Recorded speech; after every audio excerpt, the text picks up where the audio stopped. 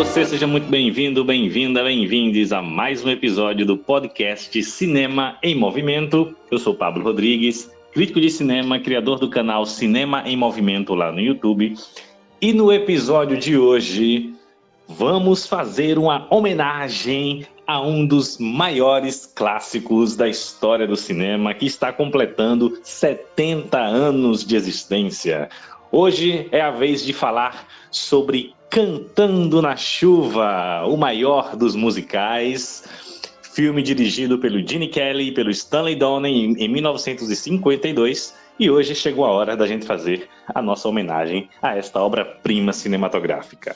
E para essa tarefa, hoje estamos aqui novamente com a equipe maravilhosa do Cinema em Movimento. Ele, diretamente de Itaguaí, no Rio de Janeiro, Felipe de Souza.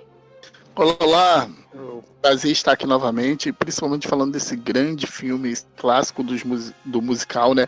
Conhecido também como o musical dos musicais, aquele que engloba todos, assim, é um filme unânime. Eu acho que eu não conheço ninguém que fale que o filme é ruim, e vamos discutir sobre essa obra-prima. E diretamente de Maceió, Alagoas, a nossa querida Viviane Monteiro. Olá, gente, vamos estar de volta, como o Felipe falou, né, um grande filme que está sendo trazido hoje, né, para discutirmos, e é isso, good morning, e sigam com a gente. E diretamente aqui de Recife, Pernambuco, onde eu me encontro, o nosso querido crítico Leonardo Lima. Olá, pessoal! Muito bom estar com vocês novamente aqui do podcast Cinema em Movimento.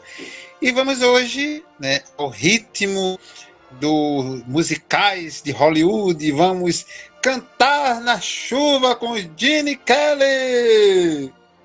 Ah, não vai ter musiquinha? Porra, fiquei triste. Eu quero a versão do Malcolm McDowell. Pois é.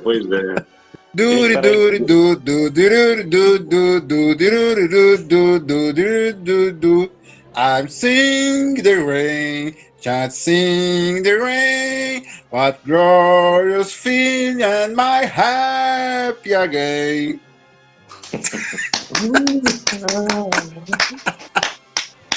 Palmas! Tá, dei minha palhinha. Bom, Léo, Felipe, onde é que o pessoal pode encontrar aí seus trabalhos aí relacionados à crítica cinematográfica na internet? Podem me encontrar no Cinema Parte no Instagram e no site, que também tem um link no Instagram. Lá eu escrevo sobre cinema, falo algumas coisas. É bem interessante. Vamos lá. Léo? Opa, Pablo, é só ir lá, pessoal, no Instagram e procurar @CinemaHolland e seguir a gente para ter dicas de filmes, críticas também de filmes, enfim, tudo aquilo que vocês mais gostam do cinema. Beleza. E se você ainda não conhece o Cinema em Movimento, vai lá no YouTube, se inscreve no canal, compartilha os vídeos, curte, tá? E também me acompanha lá no Instagram, no @Cinema em Movimento 7, onde eu posto coisas relacionadas à sétima arte, ok? Vamos nessa, então, para mais um episódio do podcast Cinema em Movimento para falar de Cantando na Chuva. Don't bring a frown to old Broadway. Now you got a clown on Broadway. Your troubles there, they're out of style, for Broadway always wears a smile. A million lights, they flicker there. A million hearts beat quicker there. No skies of gray on that great white way. That's the Broadway melody.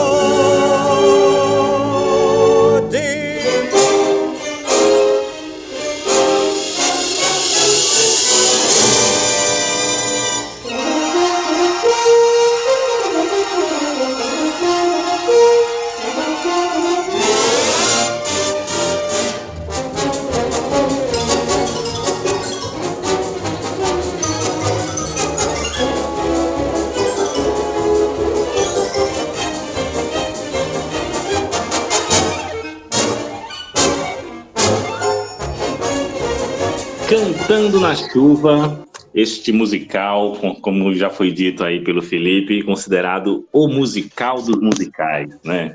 Uma obra-prima cinematográfica que está aí, né, na lista dos 100 melhores filmes americanos do American Film Institute, e também considerado um dos grandes filmes, um dos melhores filmes de todos os tempos, né, por tudo que é lista ao redor do mundo. Eu, particularmente, já deixo aqui registrado que este filme é um dos 10 melhores filmes, né, um dos meus 10 filmes favoritos da vida. Esse é o nível de amor que eu tenho por Cantando na Chuva. E a gente vai, né, destrinchar um pouco aqui deste clássico, vamos falar um pouco, né, de todo o contexto de criação desse filme, né, da sua importância, do seu legado, e também fazer, é claro, a nossa análise crítica, como a gente sempre faz, né? Bom, e para a gente entender Cantando na Chuva, é muito importante a gente entender o contexto em que ele surge, né, e sobre o que ele trata, né? Porque Cantando na Chuva é, na verdade, uma grande homenagem aos musicais da era de ouro de Hollywood, né? Aos musicais clássicos lá do final da década de 20, na década de 30, né? Então, Cantando na Chuva, que é de 52, né, faz uma homenagem a esses musicais, né? Inclusive, né, para quem não sabe, quase todas as músicas de Cantando na Chuva fazem parte, são músicas que foram retiradas de outros filmes dessa época, de outros musicais, né, dessa época da era de ouro de Hollywood, né? E Cantando na Chuva se passa, né, o filme se passa justamente no momento onde surgem os musicais, né? Ali no final dos anos 20, né, 1927, né, vindo para a década de 30, né, o momento de transição que coincide com o momento de transição do cinema mudo para o cinema falado, né? Nas minhas pesquisas, né, sobre o filme, sobre musicais, e eu bati um questionamento sobre se o Cantando na Chuva, se é um gênero musical ou subgênero, e em muitos dos lugares que eu pesquisei, mostra que o filme seria uma comédia musical. Então, Cantando na Chuva, ou os filmes musicais, seriam um subgênero de outros gêneros, tipo um musical sobre drama, um musical sobre comédia, um musical sobre filme de terror, tipo Fantasma da Ópera, um exemplo. Musical sobre fantasia. Então, Cantando na Chuva seria uma comédia musical, nesse sentido. E pensando assim sobre as origens dos musicais, né? Fui dar uma pesquisada sobre de onde veio os musicais, e veio de lá, desde a Grécia, né?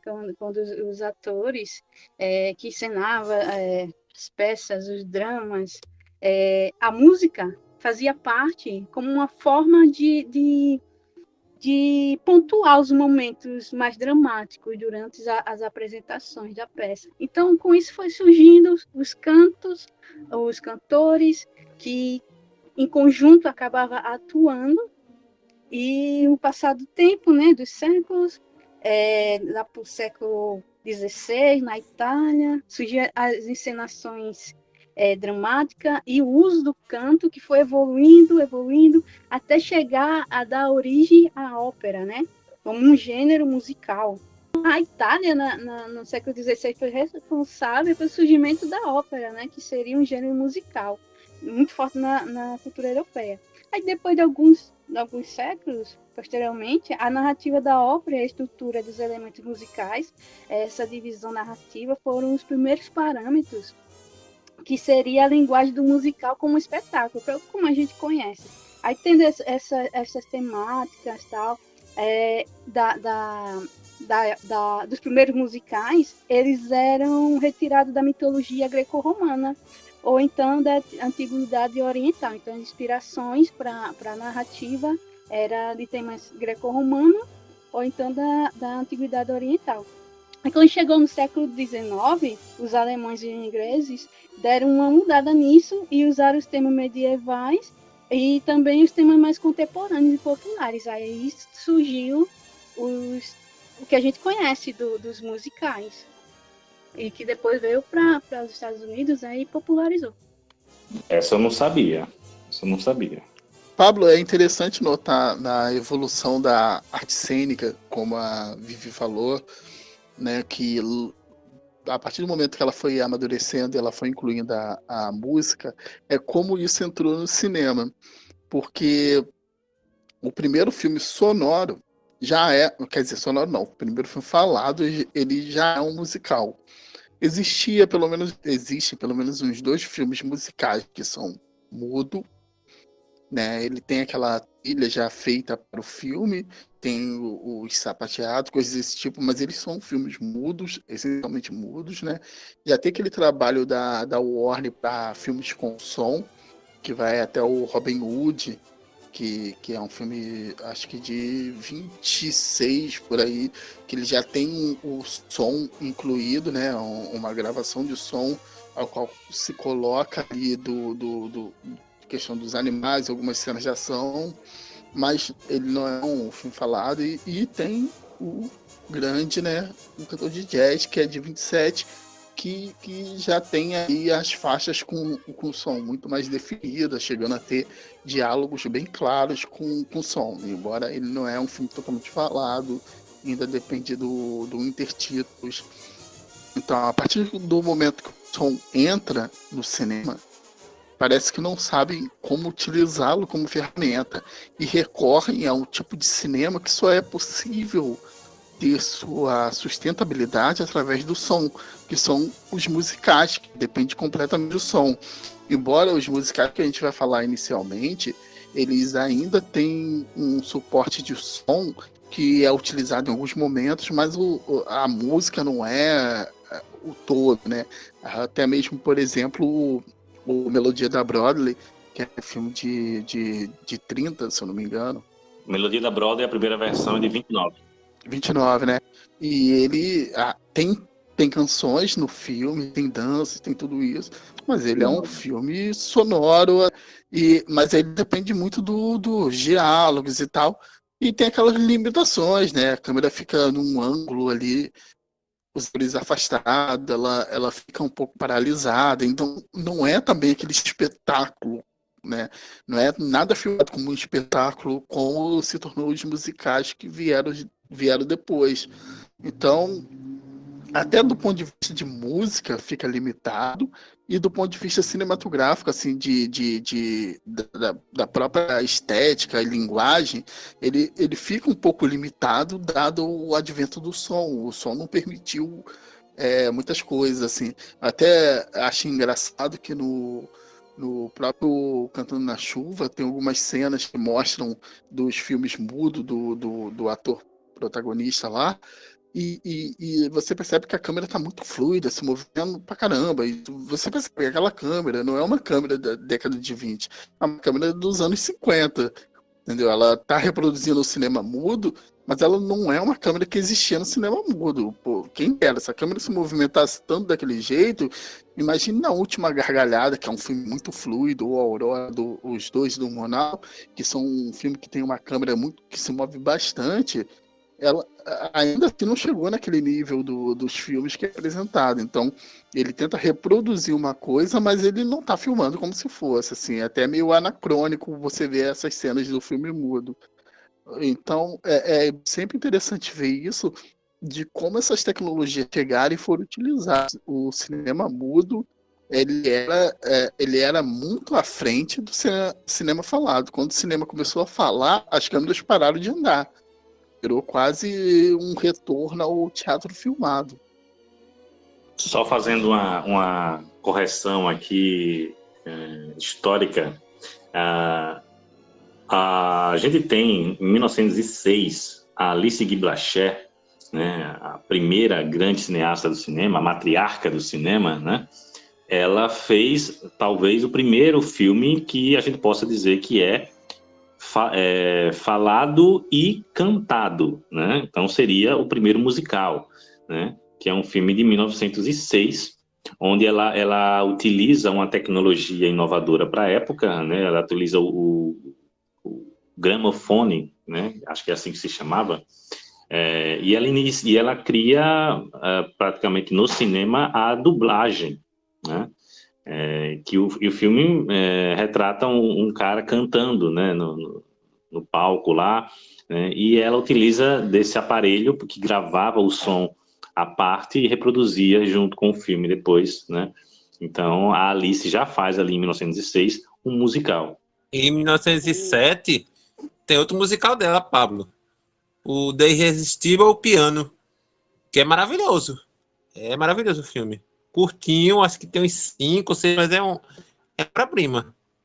E a partir da chegada do som, né, em 1927, oficialmente assim nos longas-metragens, com o cantor de jazz, depois Melodia da Broadway em 29, né, e aí começa toda a febre dos musicais, né, e como o Felipe já disse, né, no início eram musicais que hoje estão muito datados, né, eram musicais mais pobres, digamos assim, em termos de linguagem, né, eram mais simplistas, né? Acho que essa é a palavra, né? Até por conta das limitações que o som trazia, né? Como já foi pontuado, né? E com o tempo isso foi tendo toda uma evolução, né? Na década de 30 a gente tem toda um desenvolvimento maior, né? Dos musicais, uma febre tremenda ali na década de 30 de musicais, né? Os estúdios investem pesado. É a época que surge, né, o Fred Astaire, né, e seus filmes lá com a Ginger Rogers, né? O próprio Melodia da Broadway, né, vai virar uma franquia, né? Serão 4 filmes ao todo, né? O segundo filme é de 36, o terceiro de 38 e o último de 1940, né? E é interessante perceber a evolução, né, do gênero, até mesmo nesses 4 filmes, né? E todo esse período, né, até ali o início dos anos 40, vai compreender essa era de ouro, né, não só de Hollywood, mas também dos musicais, né? Porque na década de 40, pelo menos na primeira metade, por conta de todo o contexto da Segunda Guerra Mundial, a gente tem uma certa decaída na produção do gênero, né? Mas é esse primeiro momento específico que compreende essa era de ouro e que é o período histórico retratado em Cantando na Chuva. Entre o primeiro filme, né? O primeiro filme meio que oficial, né? Que é o Cantor de Jazz, de 1927. Até 1930, foram produzidos em 3 anos, basicamente. 2 anos e pouco, 3 anos. Mais de 104 filmes de musicais. Então, era tanto musical como vocês mencionaram, né, que era só feito alguns eram feitos por fazer mesmo, só pensando no lucro, né, de que era o gênero que estava estourando, né, de sucesso. Então as produtoras, os cinemas, né, era algo que rendia, que dava muito lucro. Então foram mais de 35 filmes por ano. Então, comparado à época, né, é muito filme, só de um gênero. Né? Falando de que no cinema existe vários gêneros de filmes, só que só num gênero, no sentido subgênero, né? Só no sentido de um estilo, basicamente. Um estilo de fazer filmes eram mais de 35 por ano. Então, é muito filme. Os outros gêneros, os outros estilos de fazer filme foram bem que deixados de lado e só queriam se fazer e saber de musicais. Então foi muito forte esse estilo de fazer filme nessa década, né? Década de 30. Em 3 anos foram muito filmes mesmo. E tem a importância, né? Porque se você pensar que o primeiro Nasce uma Estrela é de 37, que é uma história que é contada até hoje. Recentemente teve a versão do Bradley Cooper. Então ele se mantém importante, ele se mantém relevante, e é possível tratar diversas temáticas, como você mesmo já apontou, Vivi. Ele não é um gênero, ele é um subgênero, então ele engloba vários gêneros. Não tem como você tirar o drama, tem como tirar a comédia, que é o caso que vamos tratar hoje, tem como você pegar o suspense, o terror, tudo isso é possível. O Sweeney Todd, a Lenda do Barbeiro Demoníaco, do Tim Burton, ele é um filme de terror. E tá ali, ele é um musical também. E você pode tirar diversas coisas. Então, é um subgênero muito rico, embora eu já coloquei, não é o meu favorito, não é um tipo de filme que eu vou ver assim, já, putz, grila, filmaço. Mas é um filme que tem como ter diversas abordagens, forma de trabalhar, que sempre vai ter minha atenção. Eu gosto de musicais, mas o gênero, assim como o western, né, o faroeste, que eu também gosto muito, se desgastou com o tempo, né?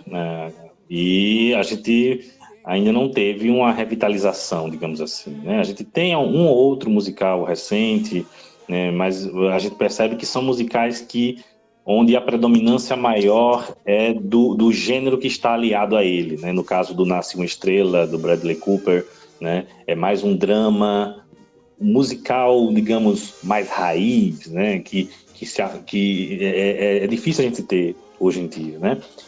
Eu acho que é importante uma revitalização no gênero. Mas os musicais, junto com o faroeste e junto com os filmes de gangster, né, são os típicos filmes, os típicos gêneros propriamente americanos, né? Se tem os gêneros que caracterizam Correto. o cinema americano, esses três: faroeste, musical e gangster, né? São três tipos de filmes tipicamente americanos, originalmente americanos, né? Então são os que mais representam, né, a cultura americana no cinema. Eu retiraria assim que sobrevivem dentro de um cinema moderno qual não soube trabalhar o gênero. Eu gosto do Cross the Universe, que é aquele que trabalha com as músicas dos Beatles. Eu acho musical bem bacana, assim, bem interessante. E o Cabaré de 72, que eu acho um grande musical. Assim, eu acho incrível. Agora, tem outros filmes que tem música, mas não sei se eu considero exatamente musical. Tipo, tem gente que considera o Nashville do Albert Hauptmann um musical. Eu não acho. Eu acho que ele é um filme que contém música, ele é um filme repleto de música country e tal, mas ele não é bem um musical. E isso cai para outros filmes. Recentemente também tem gente que considera aquele Yesterday um musical, que esse eu já nem acho um grande filme. Mas eu acho que é um filme que contém música, principalmente dos Beatles, obviamente, mas não é o que eu chamaria de musical, porque para mim um verdadeiro musical, a música ele interfere na narrativa. Ele pelo menos ou interfere ou ajuda a construí-la, né? E tem filmes que não, tem música, mas a música apenas faz parte do universo dos seus personagens. Até o próprio Nasce uma Estrela agora do Bradley Cooper, ele é bem menos musical do que os dois primeiros lá, o da década de 30 e da década de 50. Ele tá mais próximo de um remake do filme da década de 70, lá com o Kris Kristofferson e a Barbra Streisand, que segue muito mais essa linha ali do canto country e tal, que já está nos últimos anos de sua carreira com um artista que representa uma música nova e está crescendo. Eu não sou um grande conhecedor de musicais, né? E eu não sou um grande conhecedor até porque não é um dos gêneros que mais me empolgue. Não é um gênero que me causa assim, comoção a ponto de até mesmo atrás. Eu lembro de poucos filmes, né, terem me causado impacto ao longo da vida sendo musicais. Dentre eles, até pouco tempo, era o Moulin Rouge, né, já desse século, que eu acho um filme incrível, do Baz Luhrmann. Mas não, os demais filmes do gênero não me atraíram tanta atenção, né? Até que a gente fiz essa revisita a Cantando na Chuva, que eu tinha visto só na infância, adolescência, e que me trouxe de volta esse lado mais mágico, essa coisa, sabe, tão grandiosa e diferente que o musical proporciona. Porque o musical, ele é um gênero que demanda por parte do público uma grande suspensão da crença, né? Você precisa, não é um gênero cuja linguagem cinematográfica te permita esse envolvimento tão fácil com a obra, né? Você precisa, até porque esse fato de a qualquer momento você vai lá e canta uma música, começa a dançar, terelê, lá, isso é completamente fora vamos dizer, entre aspas, da normalidade que o discurso cinematográfico propõe, né? Enquanto construção de narrativas, né? Para o público. Então é um filme que demanda muito do espectador. Essa suspensão da crença para que você consiga mergulhar dentro da narrativa do filme. Mas, assim, eu reconheço a importância histórica do gênero, né, para o cinema, e até mesmo como ele é capaz de trazer um frescor. De tempos em tempos, né, como vocês já ressaltaram, que alguns filmes acabam se destacando e eles trazem, de certa forma, esse frescor à sétima arte, que, de certo modo, até acaba servindo para que outros filmes utilizem até mesmo sequências, façam paródias, façam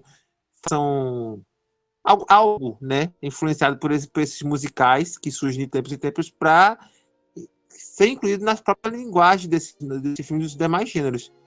Então, os musicais, eles são, assim, eu preciso me envolver mais com os musicais. O musical, assim como, por exemplo, assim como no expressionismo, né, a estética, os cenários, a mise-en-scène, ela reflete os sentimentos dos personagens, né, da mesma forma que o cinema noir, né. No musical, as músicas fazem isso, né, e o bom musical é aquele onde, como o Felipe já falou, né, a música, ela interfere na narrativa, ela é um elemento narrativo, né, e ela surge ali, né, de forma não gratuita, né, ela surge justamente para expressar os sentimentos dos personagens, e não apenas para ter música, né. Então, o bom musical é aquele que consegue fazer isso, né. E acho interessante a gente pontuar, falar rapidamente aqui, alguns musicais de destaque dali da Era de Ouro, né? Essa época que o Cantando na Chuva homenageia. A gente tem o próprio cantor de jazz, como o Felipe já falou, né? Que visto hoje também é um filme que merece ser visto com cuidado, né? Com contextualização de sua época, né? Que até blackface tem lá no filme, né? O Melodia da Broadway, principalmente os dois primeiros, o de 29 e o de 35, eu falei 36 antes, mas é de 35, né? O Piccolino, né, que é um dos filmes mais famosos aí do Fred Astaire, né, que é de 35 também, 35, que é junto com a Ginger Rogers, né, que os dois eram uma dupla, né, batível lá nos musicais, né. Sangue de Artista, de 39, da onde vem a música Good Morning, do Cantando na Chuva, né. E o já clássico, né, também, o Mágico de Oz, né, que já é um musical bem diferente, né, do que vinha sendo feito naquela época, né. O próprio Nasce uma Estrela, lá de 36, a primeira versão, né. Então, e aí quando a gente chega na década de 40, na segunda metade da década de 40, tem o Agora Seremos Felizes, né, de 44, do Vincent Minnelli, que iria se destacar depois nos anos 50 também como um grande diretor de musicais.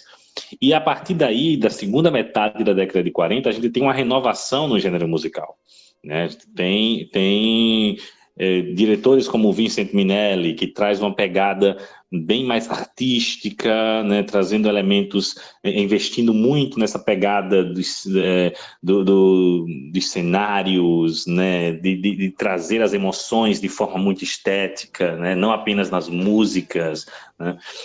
O Vincent Minnelli traz elementos de outras artes, inclusive, né, e o Stanley Donen, que também vai vir nessa época, né, e vai se destacar, e principalmente esses musicais trazidos por esses diretores, né, eles têm como característica popularizar o musical. Eles trazem o musical, trazem narrativas que se aproximam mais, né, digamos, das narrativas mais populares mesmo, né? As histórias, principalmente dos filmes do Stanley Donen, por exemplo, são histórias de pessoas comuns, né? E não aquelas histórias classudas, né, que a gente tinha nos musicais da Era de Ouro, né? O próprio Gene Kelly surge nessa época, né? O Gene Kelly, ele, diferente do Fred Astaire, por exemplo, que era o símbolo máximo do musical dos anos 30, né? O Fred Astaire tinha aquela coisa mais clássica, né? Era um dançarino mais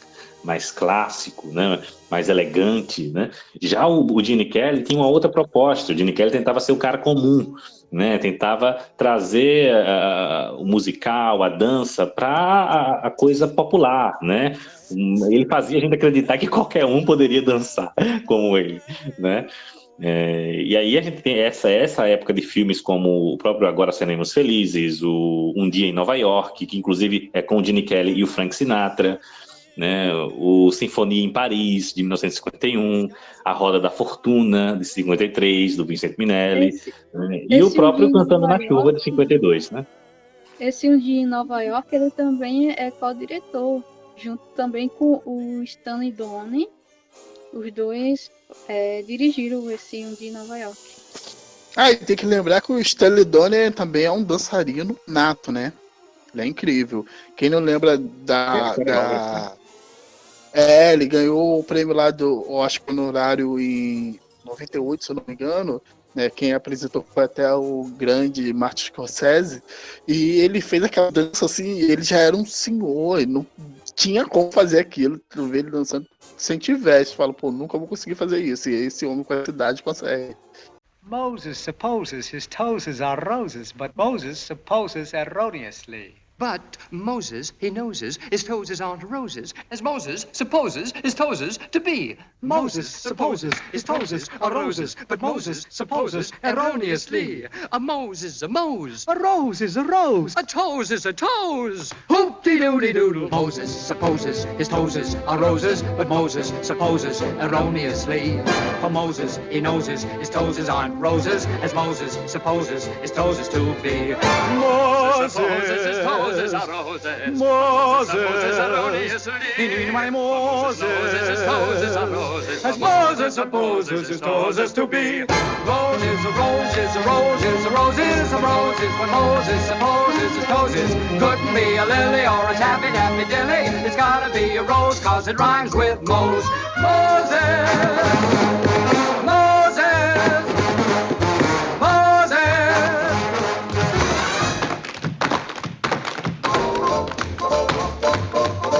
E aí chegamos em Cantando na Chuva, né?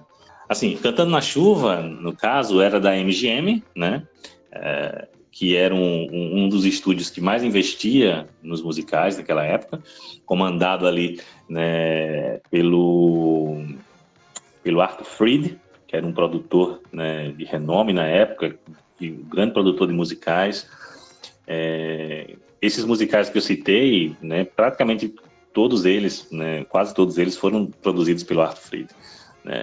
E em 52, né, o Gene Kelly e o Stanley Donen têm aí a ideia de fazer uma homenagem aos musicais da Era de Ouro com Cantando na Chuva, né? E como eu disse antes, no início, né, quase todas as músicas do filme foram retiradas dos musicais lá da Era de Ouro, né? Elas apenas foram repaginadas, né, novos arranjos e tal, para trazer uma coisa mais moderna para a época, né? E fizeram aí essa obra-prima, que é interessante porque Cantando na Chuva é um dos filmes mais deliciosos de se assistir, né? Você assiste o filme, tem uma vibe maravilhosa, você pensa, poxa, que delícia, né? E os atores são numa química tão boa, né? Tudo passa uma vibe boa, mas foi um filme cujos bastidores foram tensos, né? Tensos demais. O Gene Kelly, o pessoal diz que o Gene Kelly ele era exigente ao extremo, a ponto de ser autoritário, né? O Donald O'Connor, né? Ele chegou a falar que nunca mais ia trabalhar com o Gene Kelly e não trabalhou. Né? E olha que o Donald O'Connor era foda também, né? E a Debbie Reynolds, ela disse que dar à luz um filho e fazer esse filme foram as duas coisas mais difíceis que ela fez na vida dela. E daquele útero saiu Carrie Fisher, que pra mim é uma musa nerd, assim. A relato de que o Donian, ele foi internado, assim, passou mal, né? De tanto fazer aquela coreografia daquele solo, né? Que ele tem, ele fica tocando piano, ele pula, ele rodopia, ele fura a parede, né? Coitado, disse que foi o dia todo tentando fazer aquilo e foram mais de um dia para chegar a concluir a exigência, né? Para ficar perfeito. Então, por exaustão, ele acabou indo para o hospital. Vivi, não foi o dia inteiro. Aquela cena durou 3 semanas para ser finalizada. Entre ensaios, com certeza. Entre ensaios e gravação. Né? Foram 3 semanas e quando foi gravar, os ensaios eram intensos. Ele dizia que ele tinha até medo de errar alguma coisa, porque o Gene, por conta das broncas que o Gene Kelly dava, o Gene Kelly não tolerava erro nenhum, né?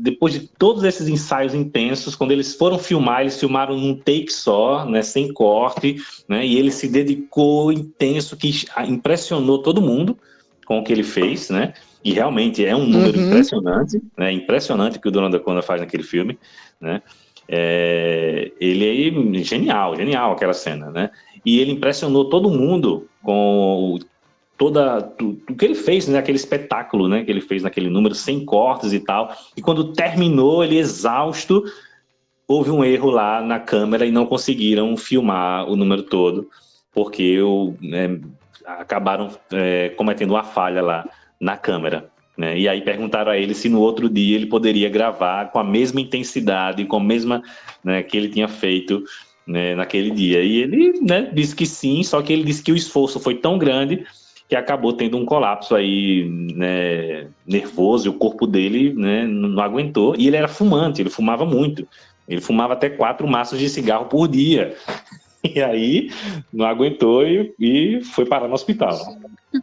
Mas é uma coisa impressionante, é um feito assim que é indiscutível.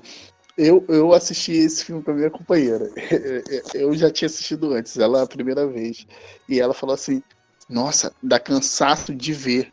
Eu olhei pra cara dela, assim, aquela cara de satisfação quando você percebe que a outra pessoa está sentindo a mesma coisa que você está sentindo. Eu falei, é incrível, né? Isso sim, é atuar. E é incrível pensar que, muito provavelmente, hoje, essa cena seria filmada com corte, né? Iam fazer passo a passo, e fariam na edição toda a sequência, né? Isso. A câmera, como o Pablo falou, a movimentação, eles estavam testando aquela teleobjetiva, se eu não me engano, né? Que é aquela que capta mais longe e tal, mais de movimento livre, porque ela desfoca menos. E, cara, funciona perfeitamente, assim, eu não consigo imaginar esse filme, pelo menos essa cena, sem essa câmera, né? Também tem a outra cantando na chuva, também que é incrível.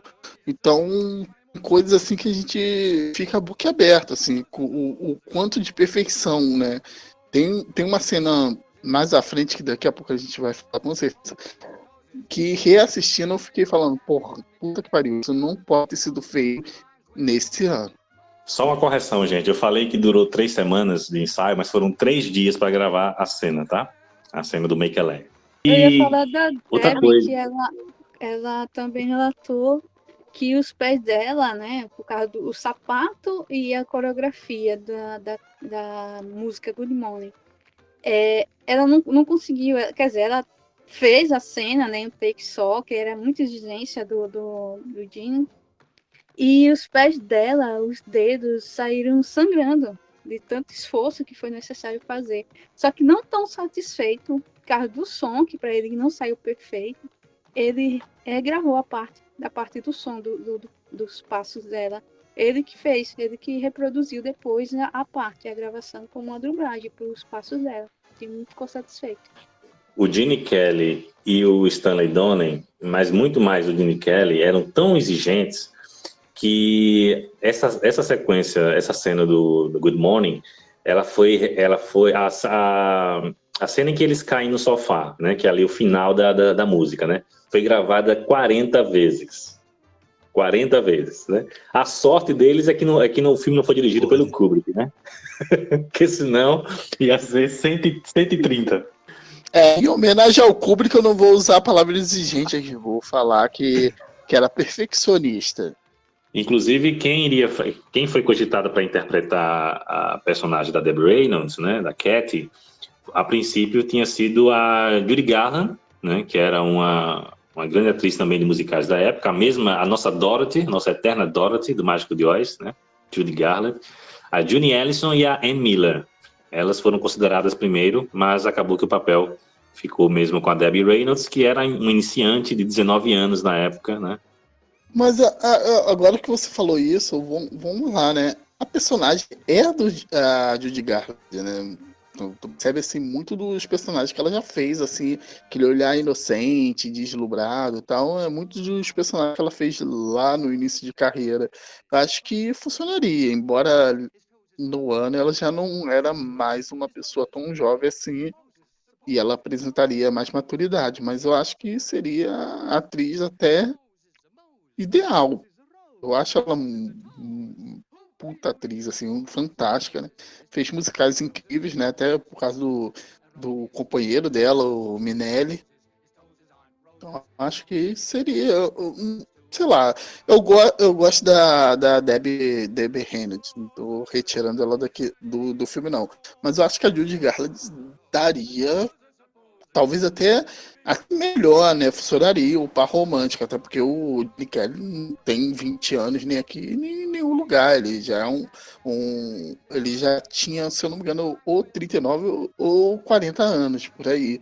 Então, até como par romântico, convenceria mais. Eu não sei, eu gosto da Debbie justamente pela jovialidade dela, né? Eu não sei se era isso que eles queriam para a personagem, porque a Judy Garland já estava um pouco mais velha na época, né? E a gente sabe como o Hollywood não tolera isso, né? Mas com certeza a Judy Garland era uma excelente atriz. Inclusive ela e o Gene Kelly atuaram juntos, né, em um musical na década de 40, né? O Pirata, que é de 1948, do Vincent Minnelli, inclusive. Obrigado pela recomendação, não conheço. Ô Pablo, não sei se entra com bastidores, mas tem um ponto interessante, que chuva é sempre muito difícil ser filmado no cinema, né? Então o próprio plano ali do cantando na chuva, com a qualidade da câmera que tem um momento em que tá chovendo, a gente sabe disso, ele tá dançando, mas nenhuma gota cai, pelo menos perceptível a câmera, e parece que naquele momento parou de chover, mas não parou de chover, é apenas um problema de que se a luz não for fotografada atrás, ou a água tiver algum corante que permita uma cor branca, ela não é fotografada, então a câmera, pelo menos aquele modelo de câmera que existia na época, não conseguiria filmar, então não é bem um erro. Estava chovendo ali na cena, mas a câmera não captou a gotas de água caindo. Sabe qual? Provavelmente vocês sabem, porque é muito evidente isso em tela. Mas é interessante falar isso e até deixar claro para algumas pessoas que pensam, isso é um erro, essa cena não estava chovendo. Não, estava chovendo, só a câmera não captou direito. Não captou direito propositalmente, né? Porque justamente para não prejudicar a captação da imagem, né, pelos pingos que caíam próximo da câmera. Por isso que eles misturaram, você falou de corante, né, branco e tal, eles misturaram a água com leite, né, nessa cena, justamente por conta disso. Né, a água que está caindo ali está misturada com leite. Sim, e tem a questão da iluminação de trás, né, que dá aquele reflexo nas gotas. Também que fica bem evidente, mas é muito bem usado, assim, e depois disso, quem usou isso perfeitamente também foi o Scorsese do Taxi Drive, né, algumas cenas ele pega a câmera de trás para dar o reflexo na água, que é do caralho, assim, acho muito bom. Sim, e o Gene Kelly tava ardendo de febre quando gravou essa cena, né? Qual a cena que ele tá dançando? Aham. Sim. Que isso? Aham. Tava ardendo de febre. Tá? Nossa! E a cena ela não estava elaborada no roteiro. O Gene Kelly que criou toda a coreografia ali, elaborou tudo ali, quase como um improviso. A cena inicial, o que estava planejado no roteiro, foi que a sequência do Cantando na Chuva seria com os três protagonistas, né? O personagem do Gene Kelly, da Debbie, né, a Cat, e com o personagem do Cosmo, né, de Donald O'Connor. Seria mais ou menos como aquela abertura do filme com os três ali, né? Então seriam os três protagonizando a cena. Mas aí o Gene Kelly decidiu que não, queria fazer sozinho. E aí perguntaram a ele, mas como é que você vai fazer? Ele só respondeu, tá, vou dançar na chuva. Pronto. E aí elaborou a coreografia rapidamente e gravaram aquela cena, né, de madrugada, ele com febre, né, e saiu aquela coisa maravilhosa. E o único take, né? Uhum. Posicionaram as câmeras, fizeram alguns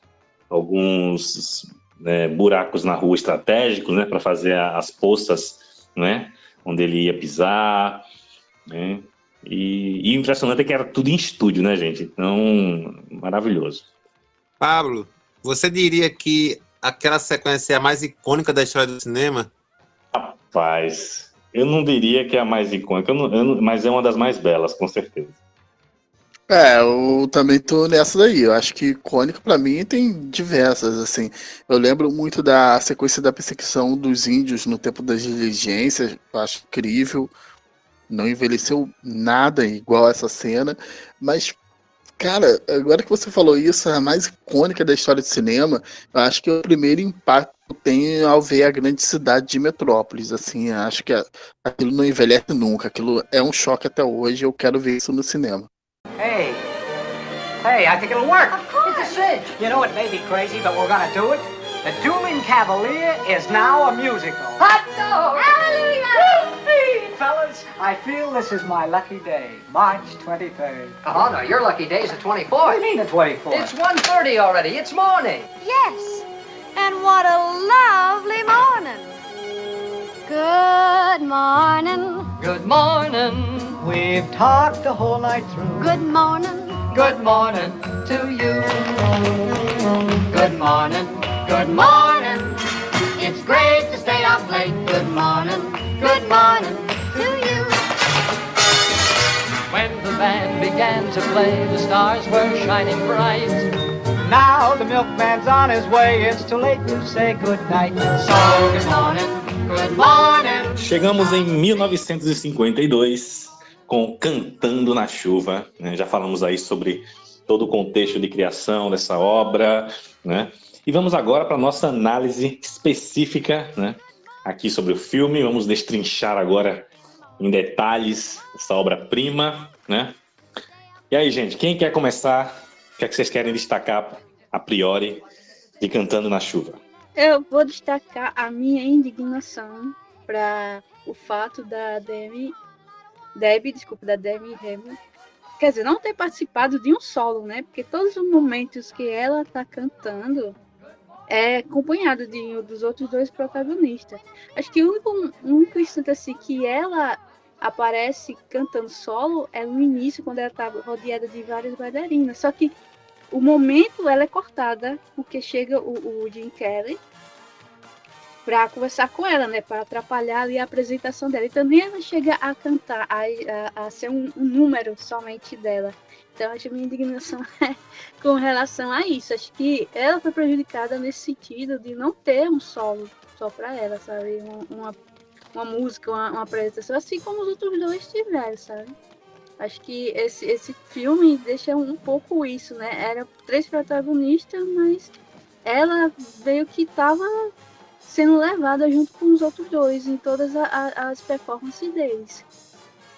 E com relação a outra protagonista, quer dizer, coadjuvante, né, que é a outra atriz, a Jenna Range, ela é uma excelente atriz e também, assim, eu sei que eles estão tentando fazer uma homenagem aos filmes antigos, a essa mudança, né, do filme mudo para o filme falado.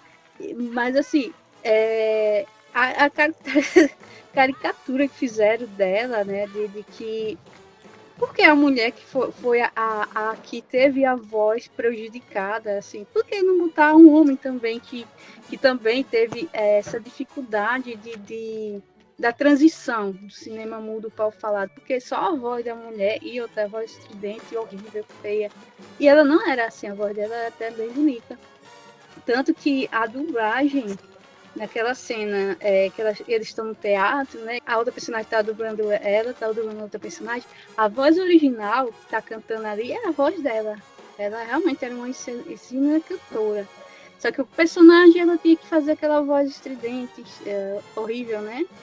E ela colocada como par romântico dele, assim, meio que...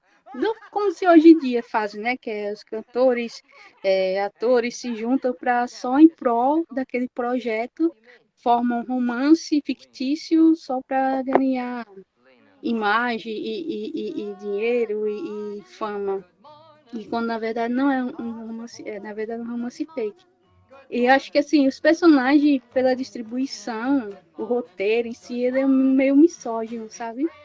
Nesse sentido. É isso que eu tinha para falar. E chegou chegando. Eu voadora. Eu adorei a sua colocação, assim, de por que ser ela, né? Ou também me incomoda um pouco, mas temos que levar em conta que o ano do filme, anos 50, que era mais um filme tratando a mulher assim. Lembrando que a gente tinha passado da década de 40 toda, vendo a mulher sendo subjugada. Aí logo depois vem um filme no ar que é bem colado aqui com o filme que a gente está tratando, ao qual a mulher é mais subjugada ainda. Então é bem comum que a mulher seja a vilã ou a antagonista. No caso aqui, eu nem considero a atriz uma vilã, ela é uma antagonista ali. Ela não quer perder o posto dela como o grande atriz e tá vendo sendo perdida e tal. Ela pode até ser chatinha, insuportável e tal, mas você percebe que é quase um vilão de malhação, uma coisa muito mais mimada do que alguém que você tem ali pra odiar de verdade, tá fazendo vilania, algo do tipo. Então eu consigo comprar isso, até tem um ar de inocência, né? Até dentro do filme, a proposta do filme de ser uma comédia, mas de fato poderia ser um homem que tá passando por essa mudança do som e sua voz não coube, né? Mas aí jogar a mulher, eu acho que funciona de uma forma até universal, porque até mesmo pelo machismo estrutural. Eu acho que o filme não pensou nisso, mas acho que funciona. Porque dentro do homem a gente já imaginaria, não, mas esse cara poderia virar um diretor, isso, aquilo outro. Dentro da mulher, não. Infelizmente, não cabia muitas funções para ela. Ou ela era bonita e tinha uma boa voz, ou ela cairia e seria estagnada, não daria mais para nada, não teria mais função dentro do cinema. Então, acho que dentro desse sentido, cabe ser ela.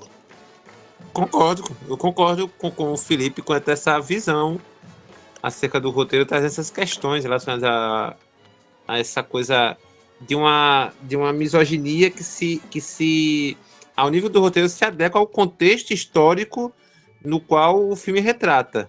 E aí o filme dá muito bem essa dimensão do que de fato aconteceu ali na narrativa. Eu gosto bastante do roteiro de Cantando na Chuva, porque ele é um roteiro orgânico, na medida em que a história do filme ela foi construída após as músicas que compõem o musical terem sido definidas. Então, não são músicas que estão ali por acaso, que são inseridas de qualquer modo. Não, o filme, né, ele é estruturado a partir das temáticas apresentadas nas letras das canções. E isso colaborou muito, né, para esse tom mais dinâmico, esse tom mais fluido que a narrativa comporta em si mesma. né? Tudo funcionando ali direitinho, tudo muito contextualizado, tendo em vista as histórias trazidas por cada uma das personagens do filme. Eu vejo como um dos grandes trunfos, na verdade, que diferencia Cantando na Chuva frente a de qualquer época, seja antes dele como depois, né? O que faz com que seja ainda mais impressionante o feito que esse filme fez, né? Porque criar um roteiro tão coeso como esse, a partir das músicas, né? É algo assim impressionante. Esse roteiro ainda contextualiza essa história dentro dessa fase de transição do primeiro cinema, do cinema mudo para o cinema sonoro, né? Mas não deixando de lado os números musicais sem aquele frescor contemporâneo à época que o filme foi produzido, nos anos 50. Então, juntou o contexto histórico, né, essa dimensão mais metalinguística que o filme traz consigo, com essa natureza, vamos dizer assim, desses números musicais que são apresentados.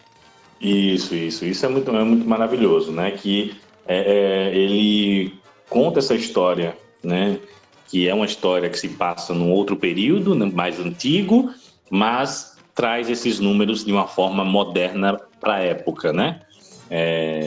Então, é mais ou menos o que, por exemplo, o Moulin Rouge fez, né?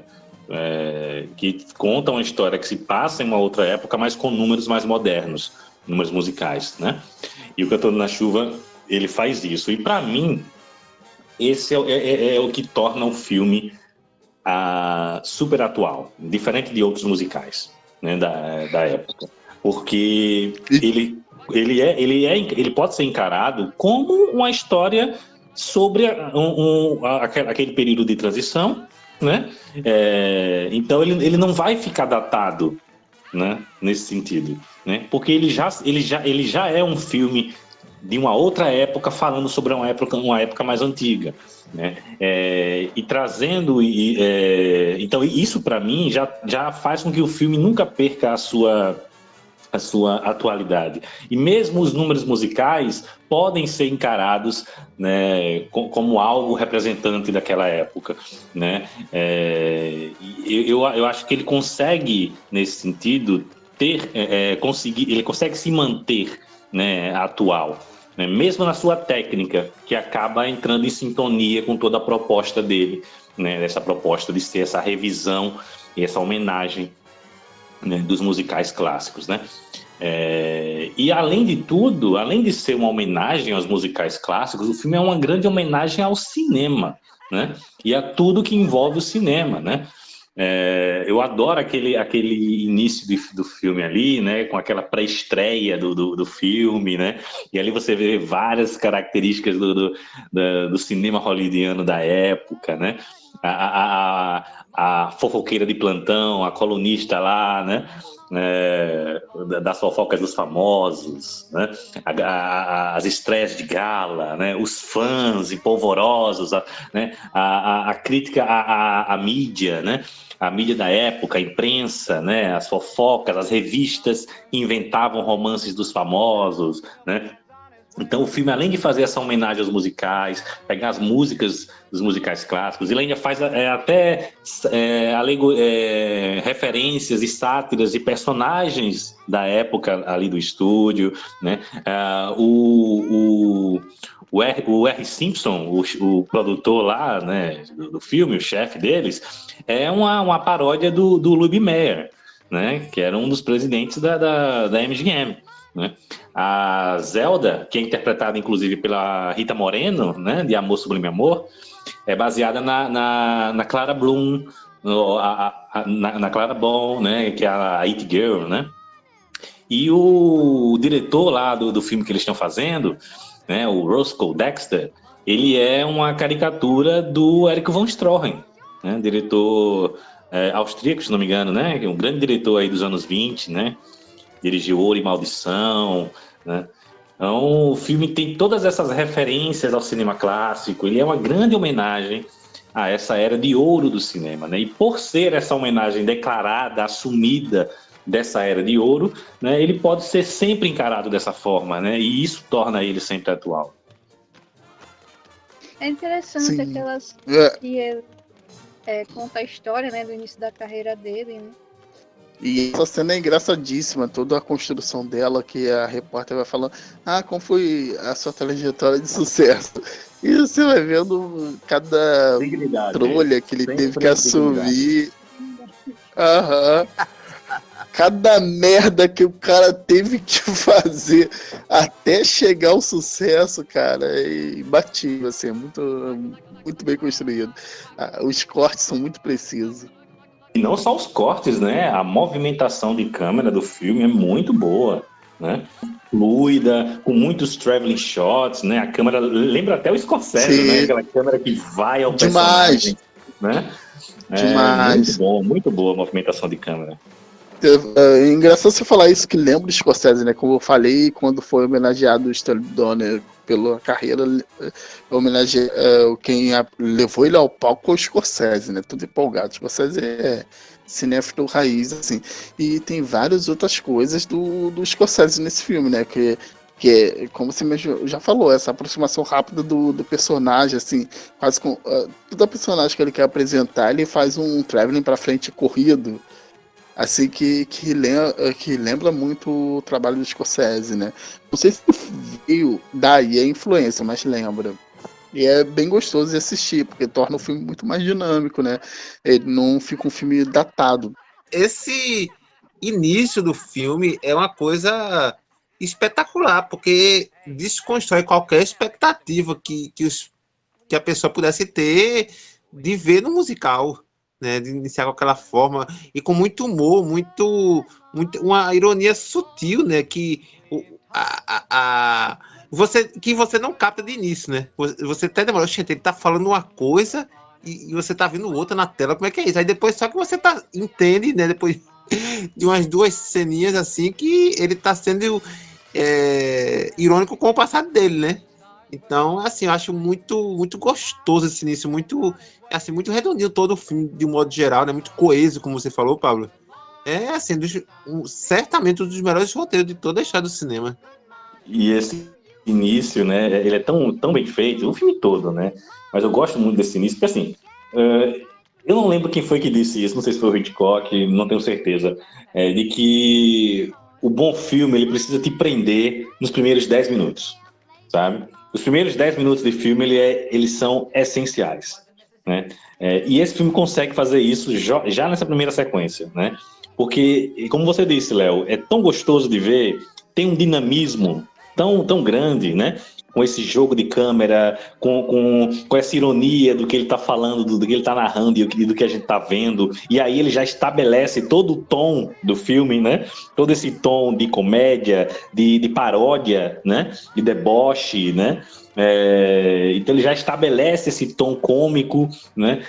E com uma montagem também muito boa, né? Há de se destacar aqui, a gente tem que destacar a montagem do filme, que é sensacional, né? E fluida, né? As transições entre as sequências são muito bem feitas, né? Ele não deixa a peteca cair, o ritmo do filme não decai em momento algum, né?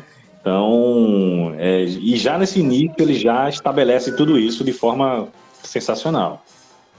Eu tava pensando, né, nessa cena que ele bate na primeira porta, ele todo matuto, um chapéu, um óculos, uma mala, andando todo desengonçado. Aí na primeira porta ele faz um pequeno gesto de dança, aí batem a porta na cara dele. Aí a segunda porta ele já faz um gesto de dança mais elaborado. Aí mesmo assim bate a porta na cara dele. Aí na terceira porta, ele já faz um gesto de dança, uma coreografia mais perfeita. Aí é quando o cara puxa ele e leva ele para uma apresentação num clube popular, né? Uma primeira oportunidade dele. Mas ele mostra a evolução que ele teve que passar para poder chegar ao estrelato, pequeno início do estrelato dele, né? Que é quando ele conhece aquela moça que é envolvida com o gangster, né? Que tem aquela coreografia, aquela dança. Sim, isso é o início daquela sequência próximo do final, né? Aquela sequência que eles estão imaginando como é que seria um dos números musicais do novo filme, né? Novo filme cantado. Acho que uma coisa que se pode destacar, né, do roteiro é que um roteiro bastante ousado, no sentido de que ele tem uma ambiguidade que não é muito típica das produções hollywoodianas, que no sentido de que ele tece, né, nas entrelinhas, no subtexto, uma crítica, não deixa de ter uma crítica a essa própria indústria de Hollywood. De certo modo, me lembrou muito uma produção recente, né, da Disney, que foi Tic Teco, Defensores da Lei, que faz essa crítica ao modo como a indústria ela faz uso dessas pessoas, né, dessas personas que são criadas dentro do estrelato de Hollywood, né, e ainda mais naquela época do Star System, de que é um sistema, um regime cruel, que pega as pessoas fazem sucesso, mas quando elas não servem mais para os propósitos da indústria, elas são descartadas, sem qualquer remorso, sem qualquer piedade, né, pelo sistema. Então acho que é um filme que, ao mesmo tempo que não deixa de mostrar esse lado ilusório que tem Hollywood, né, de que você pode ascender, vir a ser uma estrela de sucesso do cinema, mas também não deixa de mostrar esse lado, vamos dizer, mais perverso da indústria. Léo, você falou aí do Star System. Explica aí rapidamente para o nosso público ouvinte o que foi o Star System. Pronto, o Star System foi um sistema ao qual os estúdios, né, eles vinculavam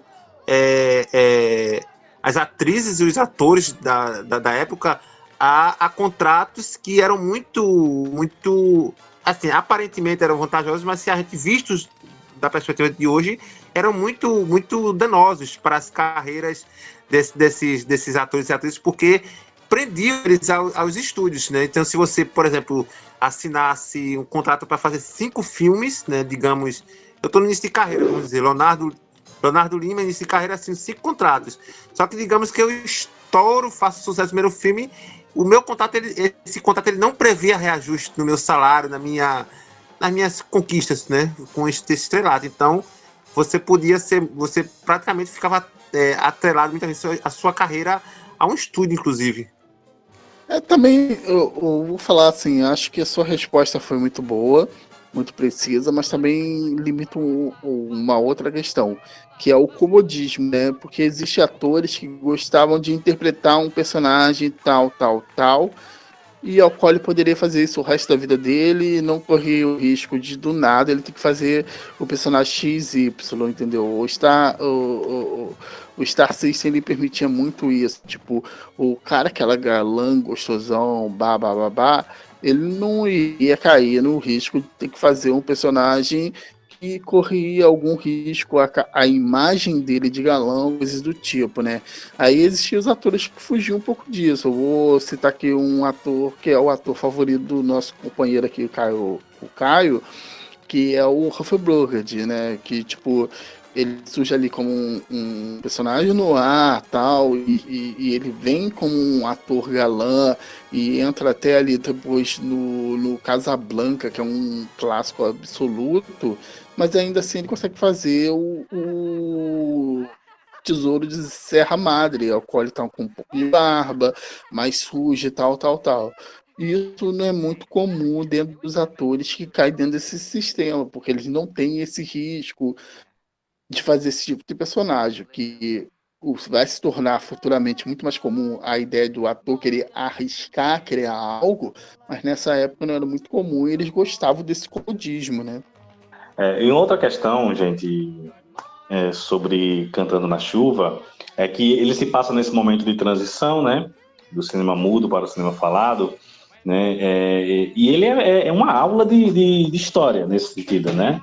Ele consegue ser uma verdadeira aula sobre a história do cinema, né? Sobre esse período todo, né? Como se deu tudo isso, as dificuldades, né? As primeiras tentativas de fazer os filmes falados, né?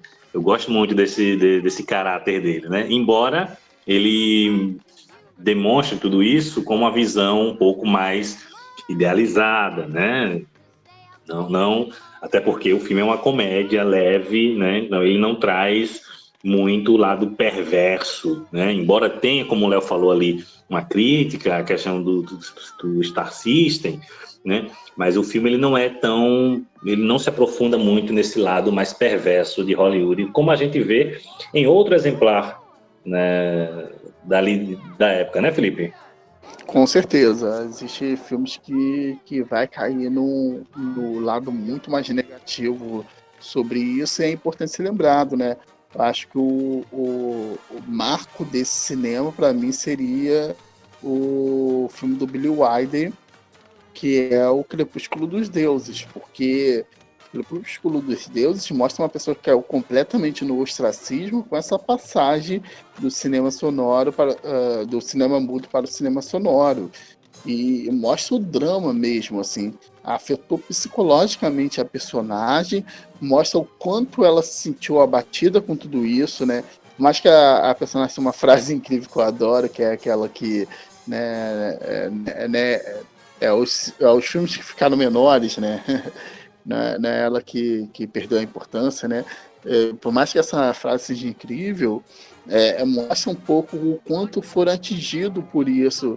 O próprio Canto de Jazz, né, que é um filme muito interessante ali do primeiro cinema falado, ele tem como contraponto, anos depois, na minha opinião, que é o artista, que é como o som chegou para outros atores.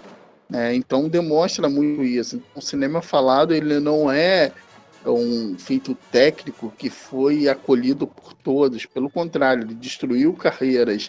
Por mais que exista uma brincadeira no Cantando na Chuva sobre aquela personagem, tal, que ela é até uma antagonista, uma personagem irritante, até vilanizada no filme, mas não, ali tá brincando com uma coisa muito séria, que é a destruição de carreiras de muitas pessoas que eram estabelecidas dentro do cinema, quer dizer, do cinema não sonoro, né, o cinema mudo. Uma outra coisa que eu acho que esse filme tem, diferente dos musicais da época, é porque, e isso é muito característico, eu vejo, dos musicais dessa segunda fase aí, ali, os que iniciam ali na segunda metade dos anos 40, né? Como eu disse, nesses musicais que tentam ser mais populares, que tentam sair daquele estilo clássico, né? Mas Cantando na Chuva é o auge disso, né? E principalmente os musicais com Gene Kelly. Cantando na Chuva é um filme. Os musicais daquela época eram. Você assiste hoje, é comum você ver alguns números musicais que estão datados, né? Que não empolgam tanto, né? Cantando na Chuva, pelo menos ao meu ver, todos os números musicais funcionam. Todos os números musicais estão ali muito bem inseridos na narrativa, eles contam a história, né? E eles não são gratuitos e são musicalmente muito bons, né? Todos eles, né? Então eu acho um musical também que é uma exceção, assim, nesse sentido, né, sabe? Sim, as músicas funcionam, né? Tu compraria o CD daquelas músicas, né? E falar do número, o que falar daquele número do véu? O que falar daquela... É um feito técnico incrível, né? Impressiona até hoje. Você vai vendo aquilo, é incrível. E a beleza estética daquilo, né? A forma que é construído o plano. A mise-en-scène mesmo, assim, no termo francês, de como é colocado em cena, né? Desde a coreografia, a fotografia, o design de produção, a forma que movimenta os atores dentro da marcação, tudo isso, assim, a mise-en-scène na sua melhor performance, para mim, é aquela sequência do véu, simboliza o que é o cinema quando ele quer ser grande coisa, assim, mostrando assim, o cinema quer impactar, tá ali. Eu acho belíssimo. E como a gente já falou, o filme não envelhece nada, né? ele é um filme que dá para trazer para qualquer geração. A gente já é uma geração muito diferente da primeira geração que viu Cantando na Chuva. E ainda assim ele não tem impacto pra gente. Eu acredito que futuramente dá para apresentar para outras pessoas o mesmo filme sem ter um impacto de tipo, não, está estranho. Não, nada está estranho no filme. É interessante que ele passou muitos anos esquecido, né? Passou muitos anos. Depois que ele estreou, que ganhou notoriedade na época da estreia, que deu a bilheteria, depois ele foi esquecido, gavetado pela MGM, ficou lá até a década de 70. Aí depois de um tempo ele passou por um processo de restauração.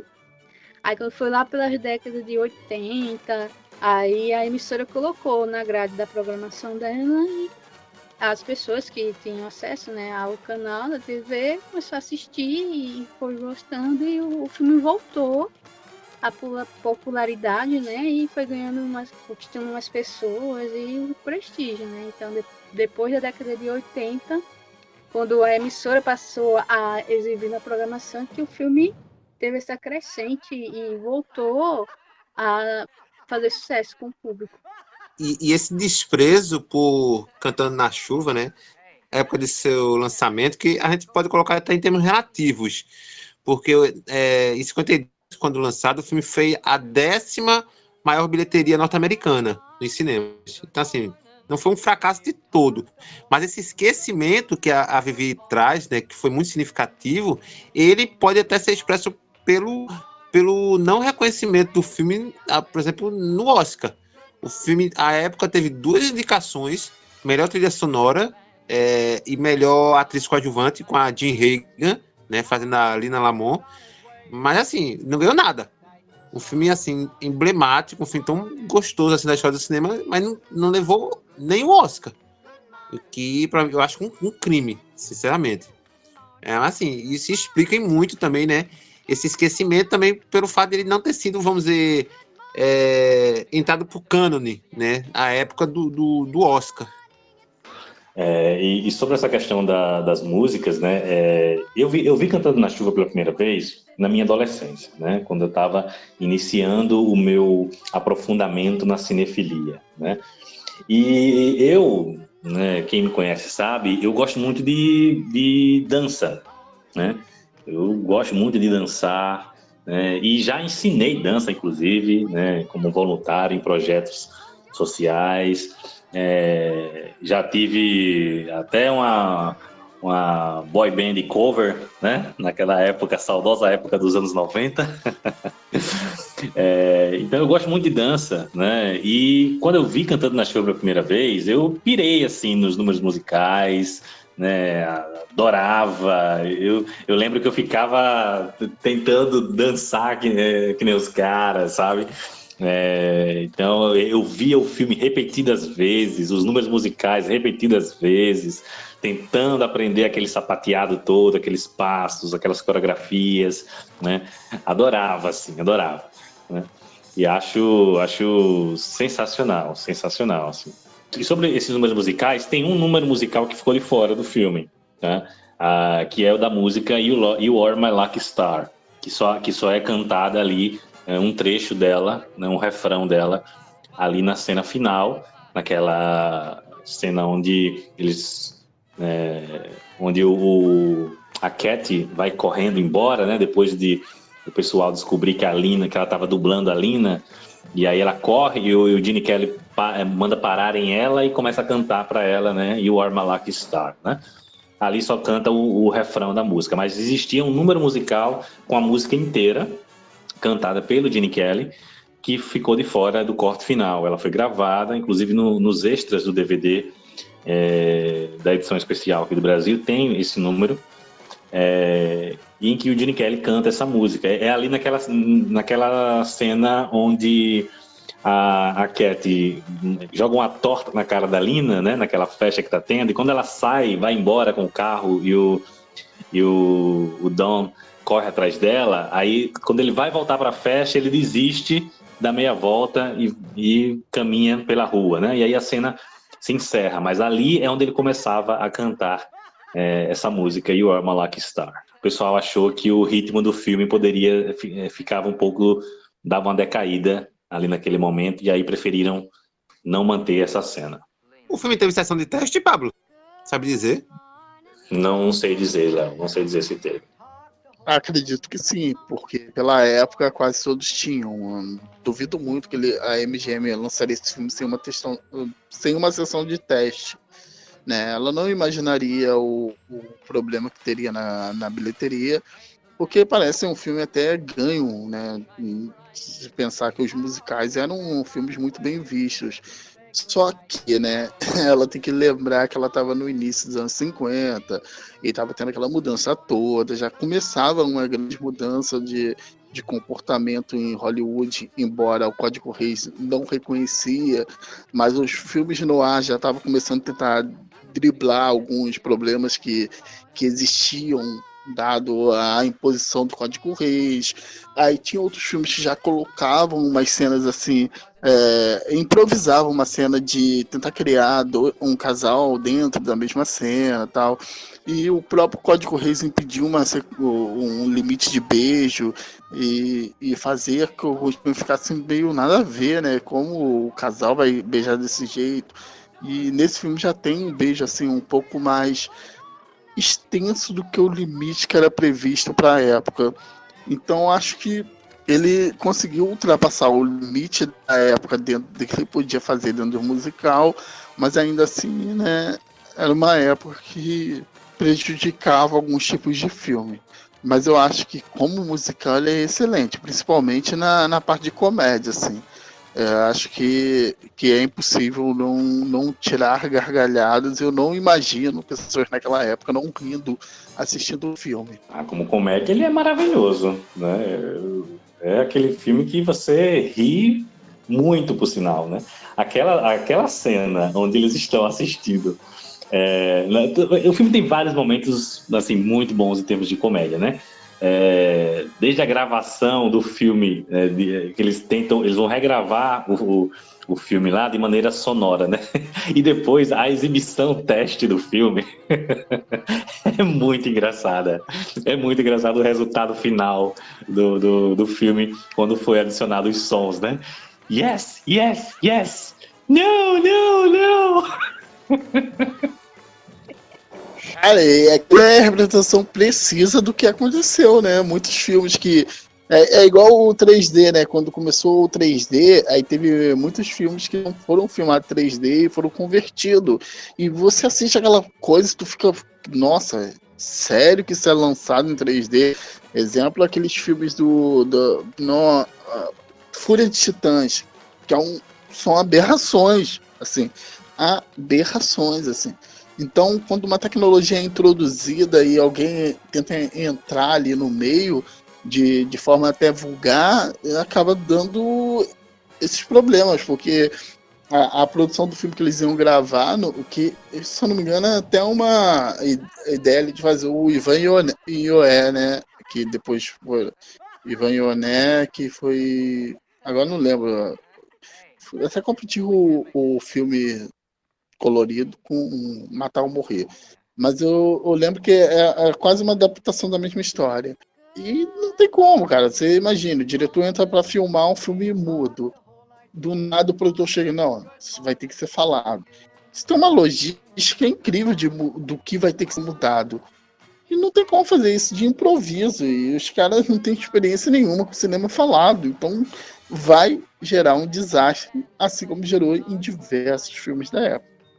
E uma outra cena que eu gosto muito, que cresceu para mim na revisão do filme, é a cena, o número musical ali que se passa no estúdio, no galpão do estúdio, onde o Don, personagem do Gene Kelly, reencontra a Katy, né? E se declara para ela, né? Ali onde ele leva ela para dentro daquele galpão do estúdio, né? E ele utiliza dos elementos cinematográficos ali, né? Da iluminação, do vento, do ventilador gigante para simular uma brisa, né? Da iluminação para simular a luz do luar, né? Da escada para simular a sacada onde a dama ficaria, né? Então ele monta todo aquele cenário adequado, né? Porque ele não consegue se expressar de outra forma, né? Só consegue se expressar, né, como nos filmes, com o cenário adequado, né? Eu acho aquilo de uma beleza tão grande, né? Que é uma bela homenagem, né, ao cinema, né? A essa coisa do cinema que molda, adapta toda a realidade, né? Toda a realidade objetiva ali em tela, a partir da mise-en-scène, para poder expressar os sentimentos, né, e emoções, né, que está se propondo a transmitir ali, né? O cinema é isso, né? A gente adapta o real visualmente, né? Então você modifica a cor, né? Numa fotografia, você transforma os cenários, você mexe nos figurinos para que tudo isso transmita as sensações e emoções que você quer, né? O cinema é isso, né? E essa cena, para mim, simboliza muito isso, né? Então, revendo agora, cresceu muito para mim. Mas é isso que eu ia falar, Pablo. É muito o nosso olhar maduro, né, sobre isso.